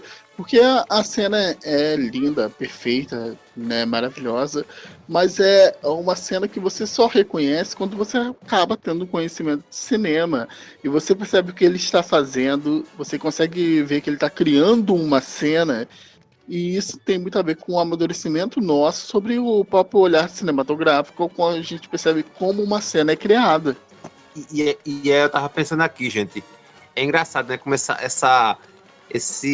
elemento da trucagem, né, de truque que o cinema traz, né, nos seus bastidores, e quando é revelado ao público, né, como acontece em Cantando na Chuva, ele não afasta a gente, muito pelo contrário, ele ainda é capaz de nos seduzir ainda mais, de ficar apaixonado pelo que é o cinema. Ao contrário do que acontece na mágica, né? Por exemplo, quando a gente sabe o que é que está por detrás de uma mágica, é revelado os truques, como fez Mr. M, a coisa perde o sentido pra gente, né? A mágica, ela não... só foi um processo de desencantamento. No cinema, não. O processo do encanto, ele é potencializado quando esses bastidores isso vem à tona. Concordo, Léo. Isso é uma coisa que eu vejo muita gente falando, sabe como é feito? Isso é tudo mentira. Pelo contrário, para mim, saber como é feito, se é tudo mentira, entre aspas, eu acho que potencializa o meu interesse pela obra. O meu olhar fica, muito gostoso você saber como é feito e por que aquilo te causou uma emoção.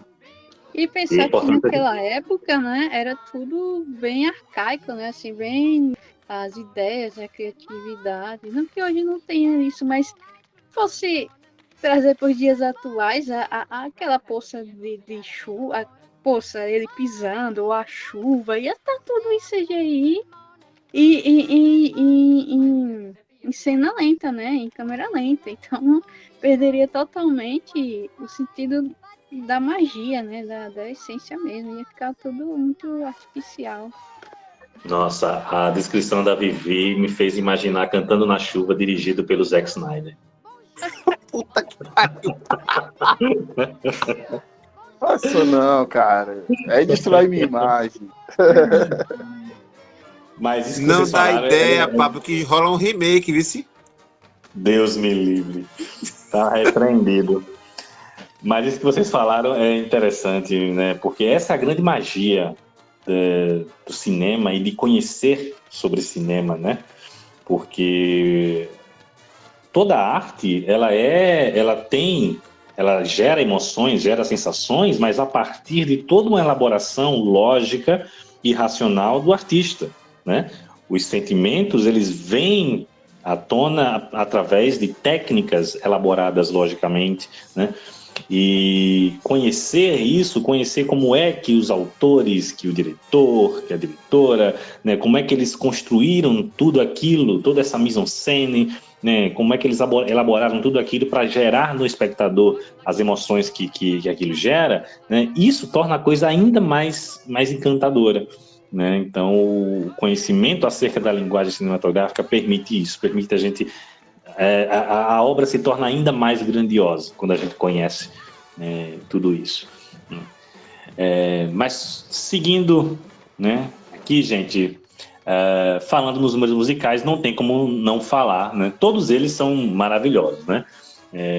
Tem ali o Moses Supposes, né? Que eu também adoro, o Good Morning, né?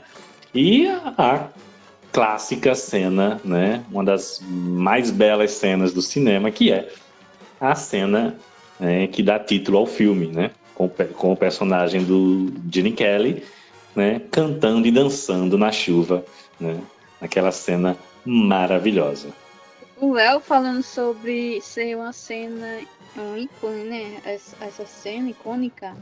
Eu não tenho a concordar em partes com ele, porque quando se imagina um filme cantando na chuva, a primeira coisa que se lembra é essa cena. Quando se pensa em um musical dessa década, se remete também a essa cena.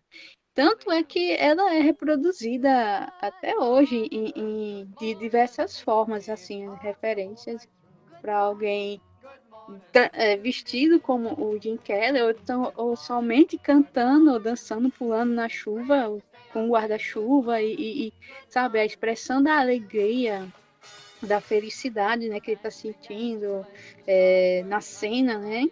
Isso transcende para outras gerações, até as gerações atuais, quando se pensa nessa cena, né? Que, tá feliz, tô cantando na chuva. Então, o filme em si, essa cena em si, acho que é atemporal, assim, e marca muito as pessoas que teve ou tem contato com o filme em algum momento da vida. Eu acredito que essa perspectiva, vamos chamar assim, expressionista e existencialista que a cena contém, é de uma riqueza muito enorme, porque você vê o Gene Kelly dançando ali, cantando na chuva, e tem vontade de seguir, de fazer como ele, e assim, de uma forma muito, muito fluida, sabe? E estando amarrado ao contexto do filme, a história. Então, eu ouso dizer que, para mim, é a cena que define por natureza o que é o cinema, na minha concepção, sabe? Falando em cinema, eu me lembro muito de Cantando na Chuva, essa cena específica, essa sequência, melhor dizendo, né? Porque tem tudo ali que o cinema é capaz de fazer, né? Esse mostrar essa realidade, mas de uma realidade muito própria, né? Muito transformada, muito gloriosa, divertida, que encanta e que sublima e que, ao mesmo tempo, é capaz de te elevar aos céus. Então, eu me sinto até decepcionado em ter que estar falando isso. Eu fiquei triste comigo mesmo. Porque é uma cena muito bonita, muito icônica. Eu não vou deixar de reconhecer todos os seus méritos. Ela tem uma coreografia incrível, muito bem fotografada. Os movimentos de câmera são muito sutis e leve, como a dança do Gene Kelly, né? Demonstrando o talento dele de uma forma que seja representativo pelo olhar da câmera, mas nem é o número que mais me chama a atenção. Como eu já disse, aquele do véu, para mim, é incrível. E eu sei a representatividade que ela tem para o cinema, toda a sua importância, recitada em diversos filmes. Vamos lá, Laranja Mecânica até Madagascar citam dançando na chuva e tal, cantando na chuva. Mas não é aquela coisa que me chama tanta atenção, assim, pelo próprio número musical, que eu vejo números musicais, assim, fisicamente tão exaustivos durante o filme, que eles acabam me chamando atenção, porque eu sou uma pessoa muito curiosa. Eu não consigo ver uma pessoa excessivamente fazendo uma cena excessivamente cansativa e não ficar pensando como isso foi feito, aonde está o corte, o que está isso, aquilo outro, tal. E não é o caso da própria coreografia do Dançando na Chuva. Para ter uma ideia, na própria coreografia do Dançando na Chuva, eu fico mais prestando atenção na chuva mesmo, no elemento técnico ali, né, dos efeitos práticos da chuva. Nem no Gene Kelly eu presto tanta atenção. Então, no meu caso, eu gosto de muitas sequências musicais no filme, mas essa realmente não tem como, é a minha preferida. justamente pelo oposto do que você falou, Felipe, né? Eu reconheço todo o esforço e toda a elaboração feita, toda a complexidade técnica das demais sequências, né? Aquela sequência perto do final, né? Da melodia da Broadway, né?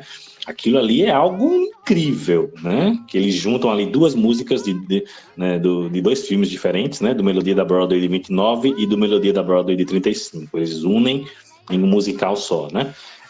E aquilo é incrível, assim, incrível, né? Good Morning eu adoro, né? Moses Supposes eu acho foda, né? Make and Lag com o Donald Connor, aquilo ali é impressionante, né? Mas o que me encanta muito na cena do Cantando na Chuva é justamente porque ela encanta pela simplicidade, né? Por ela ser algo muito mais singelo, né? E muito mais emocional do que as demais, né? Porque ali ele consegue, com aquela coisa mais simplista, né? da coreografia, né? Tudo ali é muito minimalista, né? É uma pessoa só que está dançando, né? É um cenário que não se modifica, né? A música também, né? Então tudo isso somado ao contexto daquela cena, né?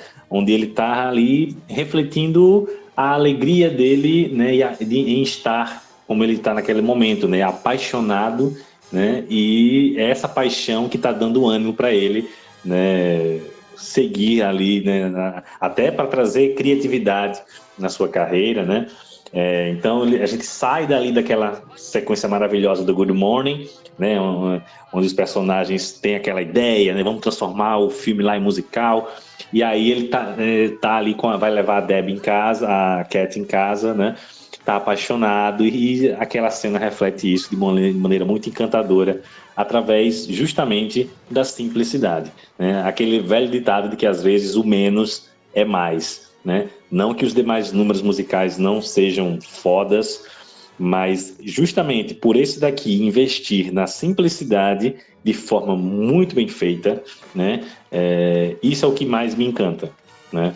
E, pô, quer coisa mais que reflita mais a alegria da gente do que pular e cantar e dançar na chuva? Quem nunca fez isso, né? Então, acho lindo, assim, mas totalmente entendo quem você ter, outras pessoas terem mais preferência por outros números, porque não tem, é um melhor que o outro. Essa é a verdade. Mas tem muito elemento ali naquela cena que condiz com a narrativa toda do filme, né? Tem um momento que ele tá dançando em frente a como fosse uma instituição de belas artes, né? Lembrando ali a parte da arte, do ofício dele, né? Tá dançando, mas tá também alegre em frente a uma instituição que remete ao trabalho dele. Tem um momento que ele usa o guarda-chuva como se fosse um instrumento musical, né? Para lembrar ali que não é só a música que faz parte da história, né? Ele tá cantando, tá dançando, mas ele também tá tocando ali com o instrumento que é a chuva. Quer dizer, o guarda-chuva, né? Que é o guarda-chuva. Outra hora ele faz um som lá com uma grade, né? Trazendo musicalidade para a apresentação dele. Acho que tem muitos elementos ali, pequenas coisas que dá para ser notada como uma parte técnica também da cena.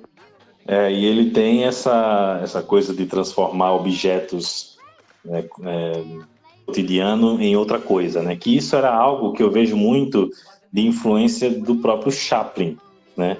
O Chaplin fazia muito isso, de pegar objetos do cotidiano e transformar em outra coisa, né?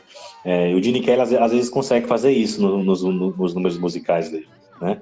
É só a gente ver o número musical que foi feito para o Make and Lag, para o Good Morning, tem muito disso, né? Até em outros filmes do Gene Kelly também, ele sempre está referenciando o Chaplin, lá no Sinfonia em Paris ele faz isso, né? Eu vejo muito de uma influênciazinha do Chaplin aqui, né?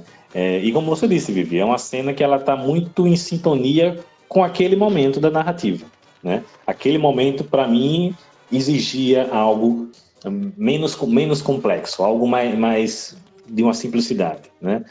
Acho que condiz com aquele momento.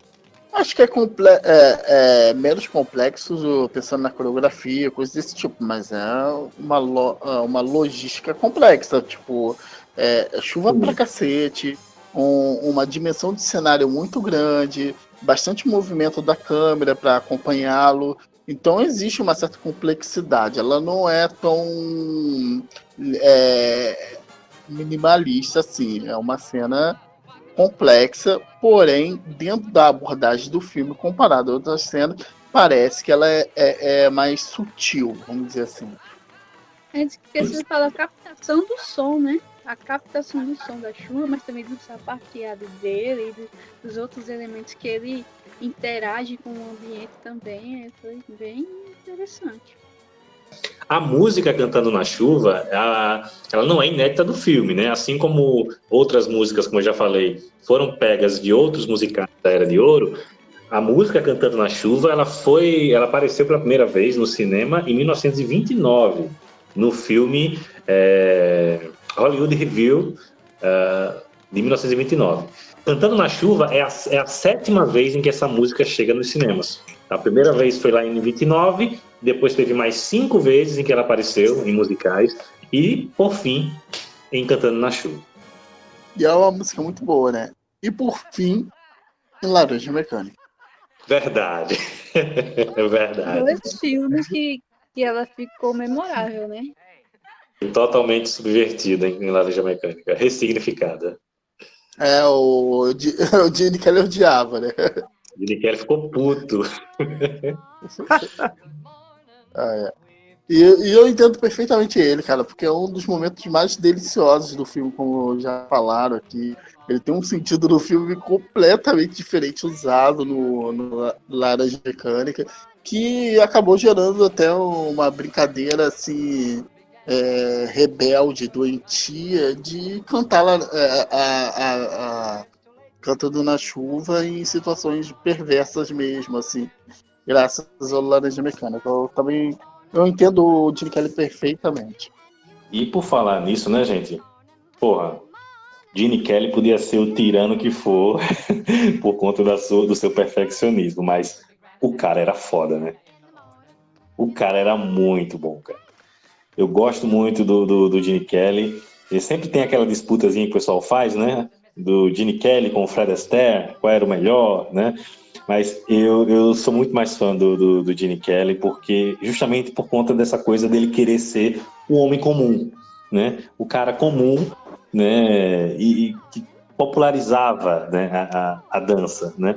E ele tem um jeito de dançar que ele faz com que a gente pense que aquilo é fácil, sabe? Como ele transmite uma naturalidade muito grande nas coreografias, né? Você não percebe que é algo ensaiado, é como se fosse algo natural mesmo, né? Uma leveza muito grande, né?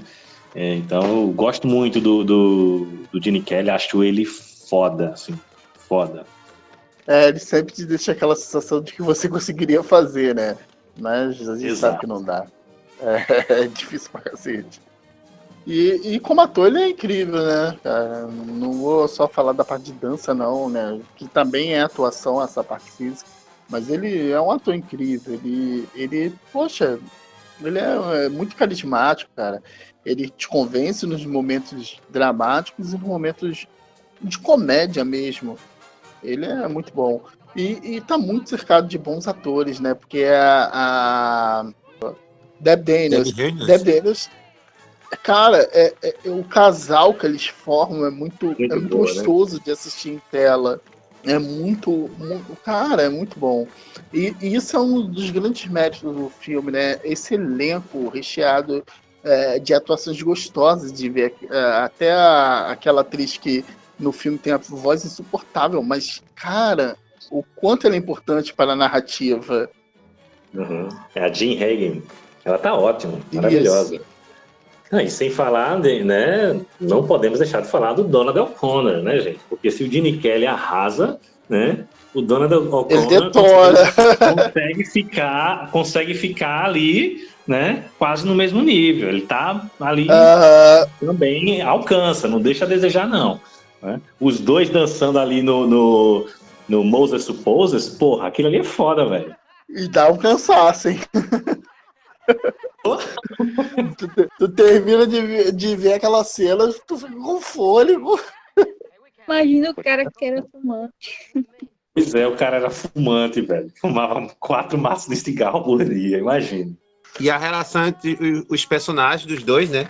O personagem do Gene Kelly e do O'Connor, muito verdadeira, né? Mesmo com esse mal-estar nos bastidores, mas eles transmitem muita verdade na interpretação dos personagens, nessa amizade que é muito, muito orgânica, muito...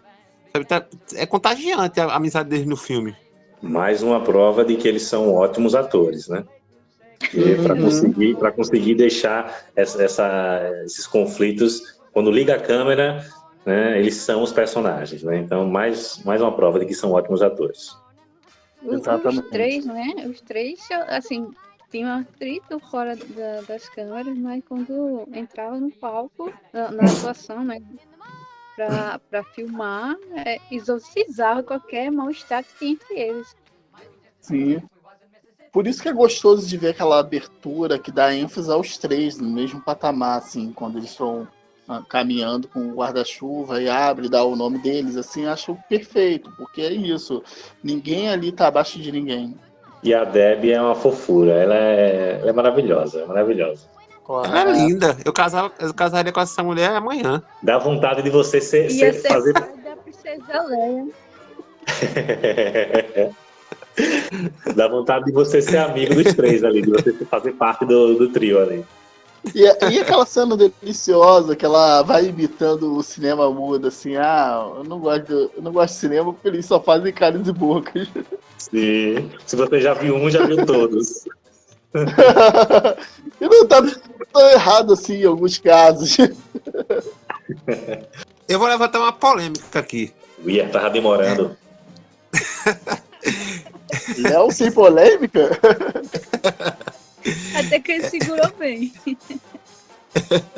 É o seguinte, essa parceria dos três, né, do Gene Kelly, da Debbie Reynolds e do O'Connor, é tão orgânica no filme que chega a um ponto, e estou falando do ponto de vista das personagens, né, não dos atores e da atriz. Ela é tão orgânica no filme que chega a hora que eu fiquei pensando, aí não sei se é a minha mente pervertida ou não que levou a essa conclusão. De que somente pervertida, já entendi. Que o filme poderia ter sido mal entendido da época. Porque em certo ponto até me pareceu que eles, em certo momento, formaram um trisal ali. É somente pervertida, Léo. Olha, ela só deu um selinho de amigo no O'Connor, né? Mas aquele selinho era comum à época? Eu acredito que não. Claro que era, Léo. Era, pô. Tem diversos filmes mudos que tem cenas de beijo ao qual as pessoas dão selinho pai, selinho mãe, selinho prima, selinho irmã. Isso é bem comum. E o filme ele se passa na década do final da década de 20, então ele tá muito dentro da época ao qual os filmes que eu falei tem esses beijos. Não acho que foge muito, não. E lembra muito o que a Leia faz no Chaves, Luke, né? Que ela dá um beijo. Não acho que tem essa maldade, não, Léo. Verdade. Mesmo que é pervertido, Léo. Não, quando ele começou a falar, eu já percebi que queria falar. Esse menino tá precisando de uma terapia psicanalítica. Se fosse um trisal, aí sim é que ele seria um filme mais foda ainda. Mas não, você percebe que não tem essa intenção, mas, claro, não teria problema nenhum em ser, mas no filme não tem essa intenção. Só uma curiosidade, o Donald O'Connor, anos depois, ali em 56, 4 anos depois, ele interpretou ninguém mais, ninguém menos do que o gênio Buster Keaton na cinebiografia sobre, né, esse grande mestre aí, né, o filme O Palhaço que Não Ri, de 1956. Quem interpretou o Buster Keaton foi ele. Caramba, que fantástico. Quero ver esse filme. Preciso ver esse Nem filme. Buster Keaton, pra mim, é um dos grandes atores de cinema mudo. Pra mim, é o maior até. Now, the world is so full of a number of things. I'm sure we should all be as happy as. But are we? No. Definitely no. Positively no. Decidedly no. Short people have long faces. And long people have short faces. Big people have little humor, and little people have no humor at all. And in the words of that immortal bard, Samuel J. Snodgrass, as he was about to be led to the guillotine, make 'em laugh, make 'em laugh. Don't you know everyone wants to laugh? My dad said be an actor, my son, but be a comical one. They'll be standing in lines for those old honky-tonk monkey shines. Or you could study Shakespeare and be quite elite, and you could charm the critics and have nothing to eat. Just slip on a banana peel, the world's at your feet. Make 'em laugh, make 'em laugh, make 'em laugh. Make 'em laugh. Falamos sobre Cantando na Chuva, esta obra-prima maravilhosa do cinema, o maior de todos os musicais, né? E agora vamos para as nossas considerações finais de mais um grande episódio do Cinema em Movimento. Por favor. Agradeço a todos que ouviram até então. Gravar esse episódio é maravilhoso. Falar sobre um filme bom é sempre muito bom, é muito gostoso, né? A gente tem muita coisa para falar, então quando termina o episódio você fica pensando, o que eu não falei sobre Cantando na Chuva. Gostaria de agradecer a todos os ouvintes e mandar um abraço especial para Filipe Pitanga, porque eu sei que neste ano, que é o centenário da Judy Garland, e é uma das atrizes favoritas dele, então com certeza esse abraço tem que ser mandado junto com a comemoração do centenário dessa musa do cinema. Bom, eu queria agradecer a vocês, né, por mais um dia de gravação, a quem estiver ouvindo por ficar até agora com a gente, e se ainda não assistiram o filme, assistam. Vejam as indicações dos meninos para filmes também da mesma época. E é isso, mandar um abraço pro Caio, pra VV, que são nossos parceiros de podcast, que não puderam estar hoje, mas em breve a gente vai fazer um episódio junto com eles. E é isso, um abraço e até a próxima. É isso, pessoal. Foi com muita alegria, com muito entusiasmo que trouxemos esse episódio de Cantando na Chuva, e que a gente possa sair ao término desse episódio com a alegria de espírito, né? Essa animação que o filme traz, contagiando a quem o assiste. E esse filme aí que fez 70 anos, né? Aquelas obras obrigatórias de serem assistidas uma vez na vida, ao menos. Preferência assista mais, mas uma vez ao menos, para que você saiba e tenha em realidade a dimensão do que é o cinema, né? Essa arte maravilhosa, sublime, que tão recente na história humana, mas que tem gerado tantos frutos bons, maravilhosos e lindos. É isso. Um grande abraço a todas e todos e até mais. Muito bem, muito bem. E é isso. Fizemos mais um grande episódio. Tenho certeza que quem está nos ouvindo gostou muito do que ouviu. Foi uma verdadeira aula, né? Uma verdadeira aula de história do cinema, sobre os musicais, né? Queria agradecer mais uma vez, né, a todos vocês que estão aqui comigo, nossa equipe maravilhosa do Cinema em Movimento, que sempre arrasa, né? Um abraço também para a VV, para o Caio, né, para a galera dos Incompreendidos, né? E, como o Felipe falou, para o Filipe Pitanga, nosso parceirão, né, que sempre apoia, né, o Cinema em Movimento, e estará em breve aqui conosco novamente. Tá bom? E é isso, gente. Um grande abraço e até a próxima com mais um episódio do podcast Cinema em Movimento. Tchau!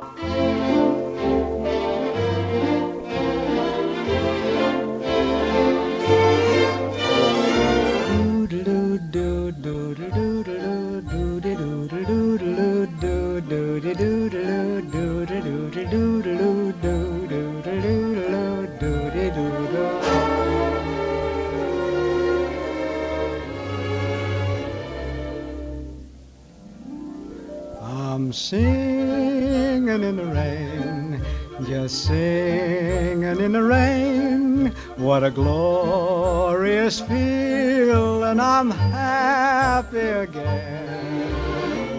I'm laughing at clouds so dark up above, and the sun's in my heart, and I'm ready for love. Let the stormy clouds chase everyone from the place. Come on with the rain, I've a smile on my face. I'll walk down the lane with a happy refrain, just singing, singing in the rain, dancing in the rain.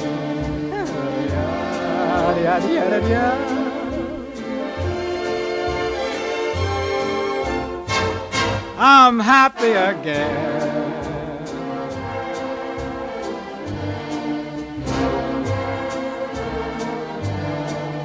I'm singing and dancing in the rain.